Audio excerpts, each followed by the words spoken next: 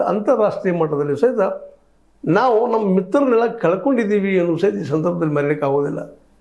ಯಾಕಂದರೆ ಇವತ್ತು ಅಮೇರಿಕ ನಮ್ಮಿಂದ ದೂರ ಆಗ್ಯದ, ಚೈನಾ ನಮ್ಮ ಜೊತೆಗೆ ಬಂದದ ಯಾವ ಕಾರಣಕ್ಕಂದ್ರೆ ಅಮೇರಿಕ ನಮ್ಮಿಂದ ದೂರ ಸರಿದ, ಜೊತೆಗೆ ತನ್ನ ಬಾರ್ಡ್ರನ್ನು ಗಟ್ಟಿ ಮಾಡ್ಕೊಳ್ಳೋ ಸಲುವಾಗಿ, ಜೊತೆಗೆ ಇವತ್ತು ಸೋತದ ಎಲ್ಲ ಆರ್ಥಿಕವಾಗಿ ಭಾರತ ಭಾಳ ವೀಕ್ ಆಗಿದೆ. ಇವತ್ತು ನಾವು ಹೇಳ್ಬೋದು 4 ನಂಬರ್ ಇದ್ದೀವಿ ಹಾಗೆ ಹೀಗೆ ಅಂತೇಳಿ, 4ನೇ ಶ್ರೀಮಂತ ದೇಶ ಅಂತೇಳಿ.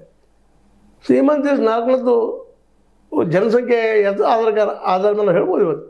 ಆದರೆ ಪರ್ ಕ್ಯಾಪಿಟಲ್ ಇನ್ಕಮ್ ಪ್ರತಿ ವ್ಯಕ್ತಿಯ ಆದಾಯ ತೆಗೆದಾಗ ನಾವು 154ನೇ ನಂಬರ್ದಲ್ಲಿ ಇದ್ದೀವಿ.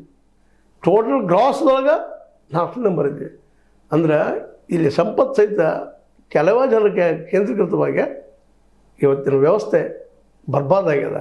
ಇಂಥ ವ್ಯವಸ್ಥೆ ವಿರುದ್ಧ ಹೋರಾಟ ಮಾಡ್ತಾ ಬಂದಂಥ ಗೌರಿ ಲಂಕೇಶ್ವರಿಗೆ ಅವರ ಹತ್ಯೆಗೆ ಇವತ್ತಿಗೂ ನ್ಯಾಯ ಸಿಕ್ಕಿಲ್ಲ.